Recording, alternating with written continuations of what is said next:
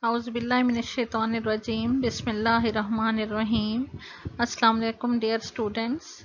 Today we are going to start our lecture number 13. The topic is diagrammatical representation of statistical data.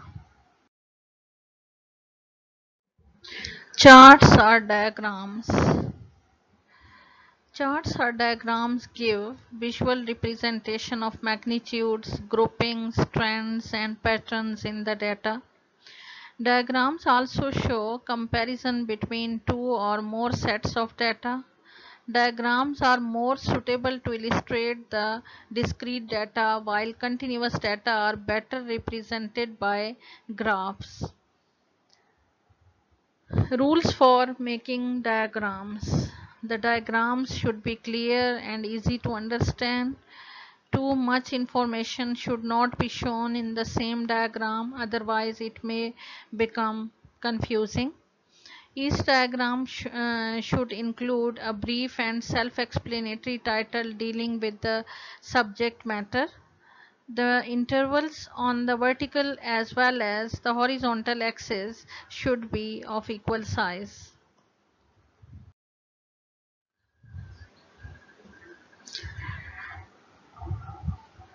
Diagrammatic representation of statistical data. Through this flowchart, it is easy to understand the diagrammatic representation of statistical data. The first is one-dimensional diagrams, which are called charts. ठीक है? One-dimensional diagrams are charts. The second type is two-dimensional diagrams are charts. The third is circular diagrams. कितनी किस्म की diagrams होंगी? One dimensional, two dimensional and circular diagrams. ठीक है, अब one dimensional diagrams में सबसे पहले कौन सी हैं? सिंपल बार डायग्राम और simple bar chart. Second one is multiple bar diagram और multiple bar chart. Third one is sub divided और component bar diagram. In two-dimensional diagrams, rectangular diagrams, square diagrams, subdivided rectangular diagrams, and in circular diagrams there are circles and pie diagrams or sector diagrams. ठीक है, कौन सी हैं? कितनी किस्म की diagrams आप देखेंगे? वन डायमेंशनल डायग्राम्स जिनमें सिंपल बार डायग्राम, सब डिवाइडेड और कंपोनेंट बार डायग्राम, मल्टीपल बार डायग्राम, ये आप पढ़ेंगे. ठीक है, और टू डायमेंशनल डायग्राम्स हैं, उनमें रेक्टेंगुलर डायग्राम्स होती हैं और स्क्वायर डायग्राम्स होती हैं और सब डिवाइडेड रेक्टेंगुलर डायग्राम्स. और फिर आ जाते हैं सर्कुलर डायग्राम्स, उसमें सर्कल्स और पाई डायग्राम्स या सेक्टर डायग्राम्स जो हैं वो हम पढ़ेंगे. अब इसमें ज़्यादा जो इम्पोर्टेंट हैं वो हम जो के यूज़ होते हैं वो simple bar diagram, multiple bar diagram और कंपोनेंट बार डायग्राम, ये ज़्यादातर यूज़ होते हैं. इसी तरह से पाई चार्ट जो है वो जो है ज़्यादातर यूज़ होता है, तो इसको हम पढ़ेंगे. In one-dimensional diagram, first is simple bar diagram or simple bar chart. When the data consists of a single component and do not have large variations, then a simple bar diagram is drawn. It represents only one variable. Examples क्या हैं? Sales, production, population figure, etc. for various years shown by simple bar chart. Now steps for the construction of simple bar chart. The first step is to arrange the data either in ascending or descending order if the data do not relate to time. कि अगर time से related नहीं है data तो फिर हम उसको first step में क्या करेंगे? या तो उसको ascending या फिर descending order में data को पहले arrange करेंगे. Second step क्या होगा कि equispaced vertical or horizontal bars with moderate uniform width are then drawn.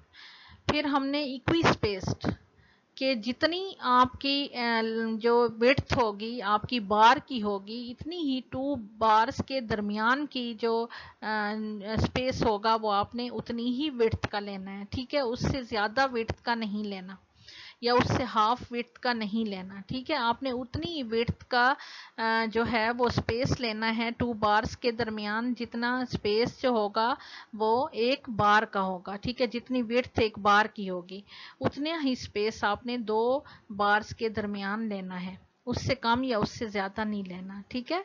तो इस तरह से हॉरिजॉन्टल बार्स या फिर हम वर्टिकल बार्स जो हैं वो ड्रॉ कर ली जाएंगी। थर्ड क्या होगा, the length of bars is in proportion to the actual data. The bar should neither be very short and wide not very long and narrow. ना तो बहुत छोटी होनी चाहिए बार्स, ना ज़्यादा बड़ी और लंबी होनी चाहिए और पतली सी होनी चाहिए। ऐसा होनी चाहिए कि जो देखने में अट्रैक्टिव लगें और अच्छी लगें।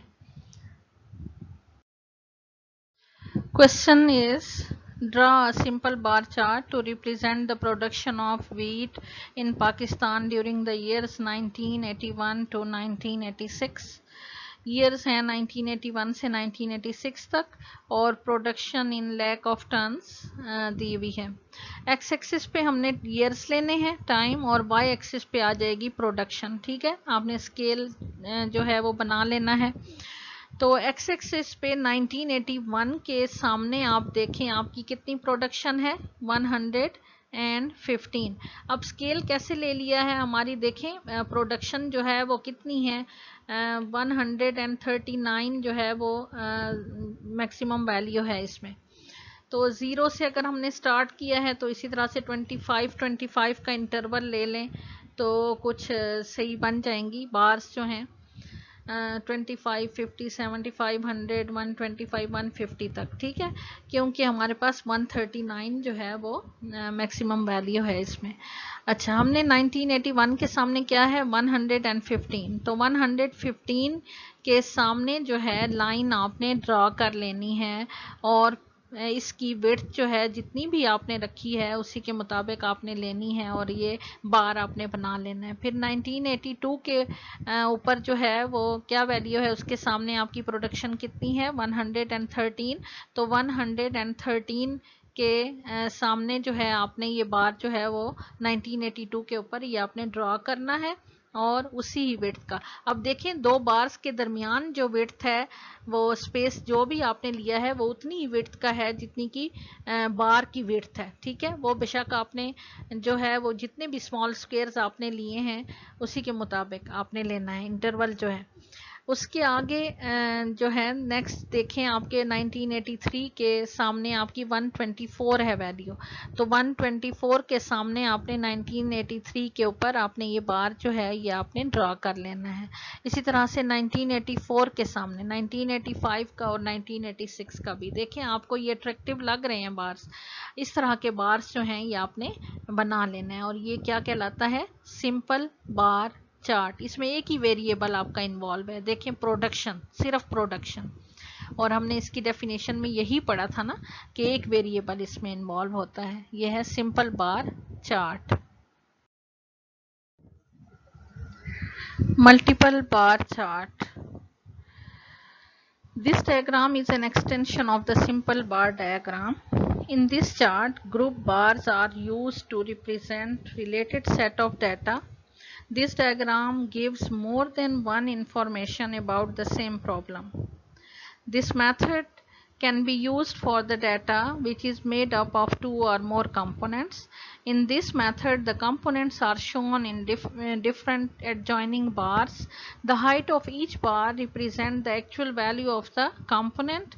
The components are shown by different shades or colors. For example, we may represent the imports and export of a country for a number of years by means of multiple bar chart taking groups of 2 bars, each one representing imports and other representing exports. For example, the question is, draw a multiple bar chart to represent the imports and exports of Pakistan. for the years 1982 to 83 to 1987 to 88। ठीक है, on x axis years लेने हैं और Y axis पे आ जाएगी हमारी values जो कि करोड़ रुपीस में है, इंपोर्ट्स एंड एक्सपोर्ट की। ठीक है, अब इसमें हमने देखना है 0 से 200। अब ये 200 करोड़ को जाहिर कर रहा है। ठीक है, और इसी तरह से 400 करोड़, 600 करोड़ एंड 800 और 1000 एंड 1200। ठीक है, और इसमें हमने देखें 2 वेरिएबल्स हमारे पास हैं इसमें, तो हमने इनको डिफ्रेंशिएट करने के लिए हमने ऊपर यहाँ पे की में बताना है, ये की होती है। ठीक है, स्केल पहले तो बनाते हैं, फिर आपने की भी बनानी है। उसमें आपने जैसे ये ऊपर शो किया गया बॉक्सेस को कि इंपोर्ट्स का कौन सा है और एक्सपोर्ट्स का कौन सा है। जो वर्टिकल लाइंस लगी हुई हैं वो जो हैं इसको इंपोर्ट्स को शो कर रही हैं, और हॉरिजॉन्टल लाइंस जो हैं वो एक्सपोर्ट्स को शो कर रही हैं जिस बॉक्स में। ठीक है, अब इसमें सबसे पहले आपने देखना है इंपोर्ट्स को आपने जो है वो ड्रा करनी है उसकी बार्स। तो इसमें भी ये ख्याल आपने रखना है कि जो बार्स की विड्थ है उतनी ही विड्थ इनके दरमियान जो स्पेस होगा उतनी ही विड्थ का होना चाहिए, और बार्स की जो विड्थ है वो भी सेम होनी चाहिए, इंपोर्ट्स के लिए भी और एक्सपोर्ट्स के लिए भी। ठीक है, तो इस तरह से आपने लेना है। अब सबसे पहले इंपोर्ट्स को आप देखें। फर्स्ट वैल्यू 1982-83 के सामने आपकी क्या है, 6815, ये करोड़ में है आपकी वैल्यू। ठीक है, अब आपकी जो बार बनेगा 1982 to 83 के ऊपर देखें, आपकी बार 6815 के सामने आपने ये बार जो है वो ड्रॉ करनी है। तो इसके सामने आपकी जो एक्सपोर्ट की है वो क्या है, 3444। तो वो आपने 3444 के सामने आपने ये बार जो है उसी के साथ ही ड्रा कर लेनी है। ठीक है, तो ये आपका होगा मल्टीपल बार चार्ट के एक से। अगर 3 वेरिएबल हैं तो 3 को भी आप इसी तरह से एक थर्ड उसके साथ बार जो है वो जुड़ जाएगी, उसके साथ बना दी जाएगी और उसको की में शो कर दिया जाएगा। या तो कलर्स दे देते हैं या इसी तरह से मुख्तलिफ शेड्स जो हैं उससे हम उसको डिफ्रेंशिएट कर लेते हैं। ठीक है, तो इस तरह से ये आपका मल्टीपल बार चार्ट जो है ये बन जाएगा, और इस किस्म के चार्ट को आप क्या कहते हैं, multiple bar chart. Component bar chart. This chart consists of horizontal or vertical bars which are subdivided into 2 or more parts. It is called component bar chart because the bars show the various component parts. This chart used when it is desired to present data which are subdivisions of totals. The bars are then subdivided into parts in the ratio of their components. The component parts are shaded or colored differently as to distinguish different parts. A common and helpful arrangement is that of presenting each bar in the order of magnitude with the largest component at the bottom and the smallest at the top. For example, if we want to represent the male and female population of a number of countries of districts, we will draw bars with lengths proportional to the total population. The male and female will be shown in each bar by subdividing the bars. ये example है पाकिस्तान के मुख्तलिफ divisions की population के बारे में। लैक्स में population यहाँ पे बताई हुई है, मेल और फीमेल। जैसे डिवीज़न ए में जो मेल हैं वो 14 हैं और फीमेल 12 हैं। तो सबसे पहले हमें इनका टोटल चाहिए होगा। ठीक है, एक्स एक्सिस पे हमने क्या लेना है, यहाँ पे डिविजन्स, और वाई एक्सिस पे पॉपुलेशन। तो सबसे पहले हमने जैसे डिवीज़न ए के लिए हमारा टोटल आया था, मेल 14 लाख हैं और 12 लाख हमारी फीमेल हैं इन डिवीज़न ए। और टोटल 26 लाख ही आ गया। तो 26 के ऊपर हमने ए के ऊपर बार जो है 26 के सामने हमने ये ड्रॉ कर लेनी है और फिर हमने उसमें मेल और फीमेल को जो है वो हमने डिवाइड करना है। अब मेल जो है वो नीचे हमने उसको कितने हैं 14 हैं, तो 14 पर हमने उसको डिवाइड कर दिया बार को, ठीक है। तो ऊपर हमारा फीमेल आ गया और नीचे हमारा फीमेल को मेल को शो कर रहा है। इसी तरह से बी डिवीजन जो है उसके सामने मेल 21 है और फीमेल 19 है, टोटल 40। तो हम 40 का बार जो है वो ड्रा कर लेंगे और फिर उसमें मेल जो है 21 है, तो 21 के सामने हम उसको डिवाइड कर देंगे। तो 21 ये मेल को शो कर रहा है 21 तक और आगे जो है वो फीमेल को शो कर रहा है, ठीक है।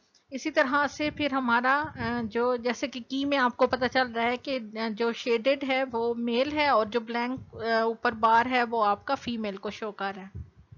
इसी तरह से डिवीजन सी के जो है वो उसमें मेल जो हैं वो कितने हैं 32 लाख हैं और 28 लाख फीमेल हैं, तो टोटल 60 लाख हैं। 60 का हमने बार बना दी और उसमें 32 लाख जो हैं वो हमारे मेल हैं, तो वहाँ पे हमने उसको 32 के सामने डिवाइड कर दिया, तो ऊपर हमारे फीमेल आ जाएंगे। इसी तरह से डी और ई के सामने भी हमने इस तरह से इसको डिवाइड कर दिया, यानी बार को हमने जो है मुख्तलिफ कंपोनेंट्स में डिवाइड कर देना है।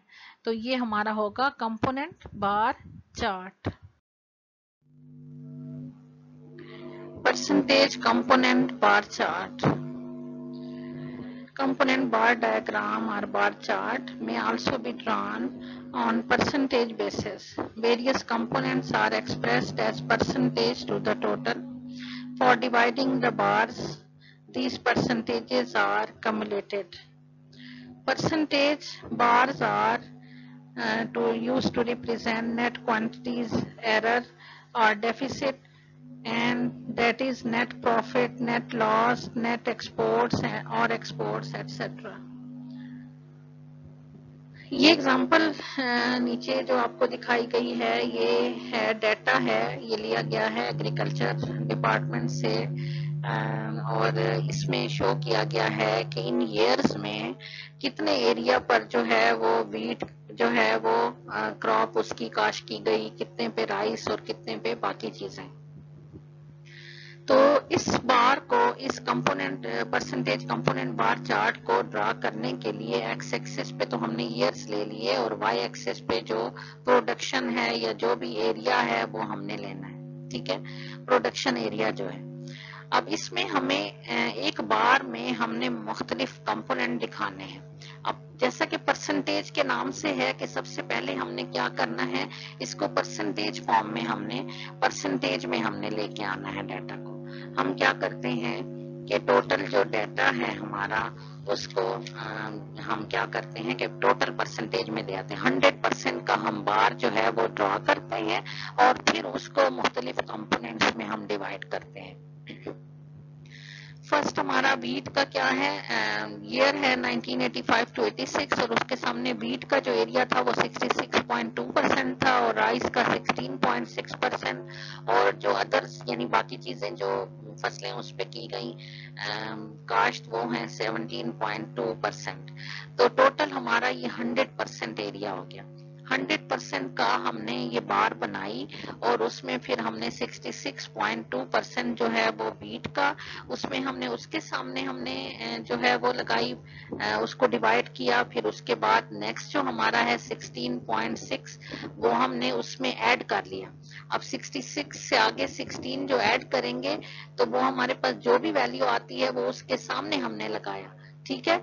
इसी तरह से फिर हमने उसी के अंदर 17.2 को ऐड कर दिया, तो अगला हमारा जो पोर्शन है वो हमारे पास आ गया। और की में हम बता देंगे कि ये अदर्स को कौन सा शो कर रहा है, राइस को कौन सा शो कर रहा है पोर्शन और वीट को कौन सा पोर्शन शो कर रहा है। इसी तरह से नेक्स्ट ईयर के सामने और उससे अगले ईयर के सामने हमने 100% ये बार जो है वो ड्रा करनी है और उसमें परसेंटेजेस ये हमने वाई एक्सिस पे जो परसेंटेजेस ली हुई हैं इनको हमने फिर ड्रा करते जाना है, ठीक है। इस तरह से आपका ये आ जाएगा percentage component bar pie chart. When the total and their subdivisions or components have to be compared, circles are subdivided into different pie-shaped sectors. To construct a pie chart, a circle with some moderate radius is drawn.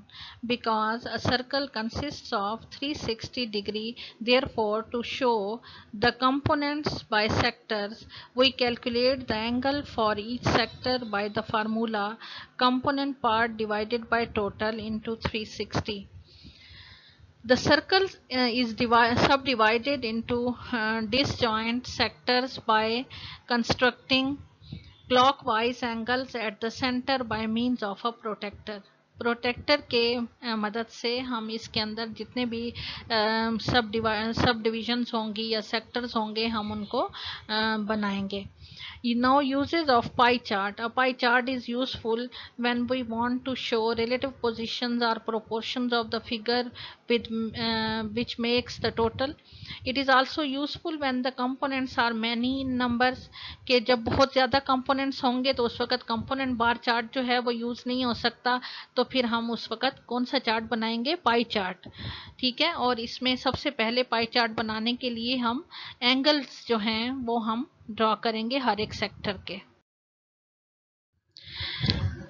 ये example है. इसमें items of expenditure हैं किसी family के और amount है. ठीक है. अब इसमें अमाउंट हमारे पास क्या है? 4000 है फॉर फूड, और क्लोथिंग के लिए 1000 है, हाउस रेंट है 2500, एजुकेशन है 1000, फ्यूल एंड लाइट है 600. इस तरह से मिसलेनियस जो हैं वो हमारे पास 2000 है. तो जैसा कि हमने पढ़ा कि पाई चार्ट बनाने से पहले हमने एंगल्स जो हैं वो हमने जो है फाइंड करने होते हैं. अब क्या करना है? एंगल किस तरह से होगा? Component part divided by total into 360. अब कंपोनेंट पार्ट क्या है? आपके पास 4000 है फूड के लिए, और टोटल इस सब का हमारे पास आ रहा है 1100. ठीक है. अब इस पे हमने डिवाइड करना है और 360 से मल्टीप्लाई करना है, तो हमारे पास फर्स्ट जो एंगल आएगा वो आ रहा है 130 डिग्री. इसी तरह से नेक्स्ट जो है वो हमारे पास 1000 है क्लोथिंग के लिए, और उसको हमने टोटल पे डिवाइड किया, 360 से मल्टीप्लाई करेंगे तो 81 डिग्री हमारे पास आ गया. इसी तरह से नेक्स्ट हाउस रेंट के लिए भी फाइंड किया, एजुकेशन के लिए, सब के लिए हमने मिसलेनियस तक हमने ये एंगल्स फाइंड कर लिए. अब हमने सर्कल ड्रॉ किया और उसके अंदर हमने प्रोटेक्टर को रखा, और हमने ऊपर वाली प्रोटेक्टर का जो ऊपर वाला बाहर वाला हिस्सा होगा उसमें हमने पढ़ना है. हमने बिल्कुल प्रोटेक्टर का जो दरमियान जो डॉट होता है वो हमने बिल्कुल इसके मिड पे रखना है, रेडियस हमने ड्रॉ कर लेना है और उस लाइन के ऊपर रखना है, और उसमें देखना है फर्स्ट 130 है फूड के लिए, तो हमने 130 पे इसका डॉट लगाना है और फिर हमने उसको लाइन ड्रॉ कर लेनी है उस पे. इसी तरह से फिर हमने नेक्स्ट क्लोथिंग के लिए हमने किस पे करना है? 81 पे हमने उसको डॉट लगाना है और फिर हमने उससे लाइन ड्रॉ कर लेनी है. इसी तरह से सब के लिए हमने करना है, और ये एंगल्स जो हैं और ये सेक्टर्स जो हैं ये हमने इन एंगल्स की मदद से हमने बना लेने हैं, और ये हमारे पाई चार्ट को शो कर रहे हैं. ये है पाई चार्ट. इसके लिए मैंने आपको एक हेल्पिंग वीडियो भी भेजी है, तो इंशाल्लाह आप उसको देखेंगे तो आपको ड्रॉ करना अच्छे तरीके से आ जाएगा. Pictogram. A pictogram is simply a picture that conveys some statistical information. In pictograms, a unit is represented by a suitable picture, and the number of size of picture is varied to show different magnitudes. अब इसमें question है कि इसमें census बताई गई है. Census में population और सेंसस ईयर्स बताए गए हैं. सेंसस ईयर है 1951 और उसमें पॉपुलेशन है 34 मिलियन. 1961 है, उसमें पॉपुलेशन है 43 मिलियन. इसी तरह से 1972 है, उसमें पॉपुलेशन है 65 मिलियन, और साथ में ये इसका पिक्टोग्राम जो है वो ड्रा किया गया है.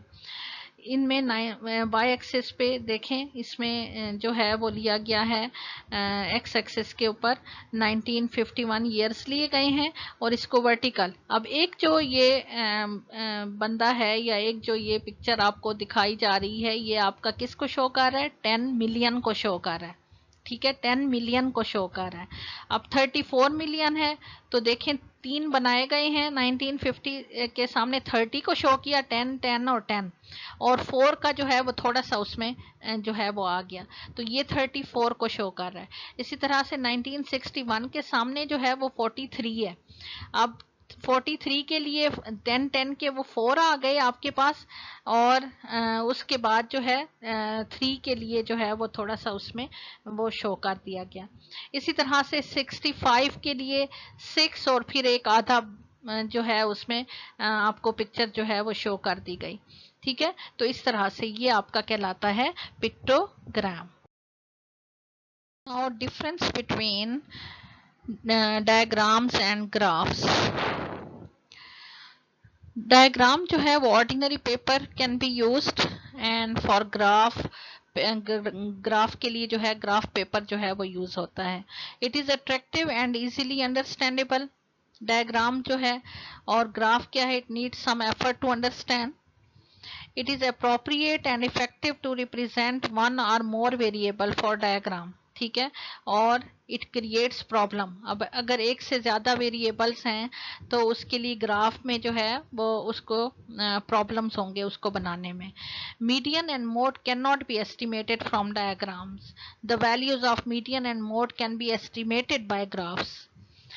It is used for comparison only. Diagrams are used for comparison only, and graphs are represent a mathematical relationship between variables.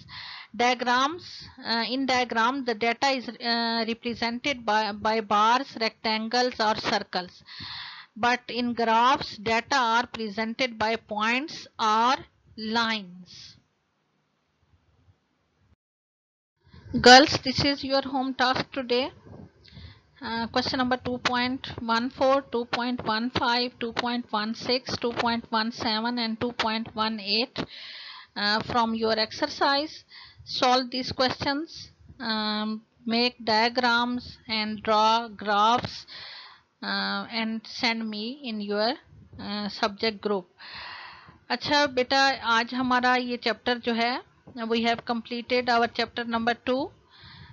In the next lecture we will start inshallah chapter number 3.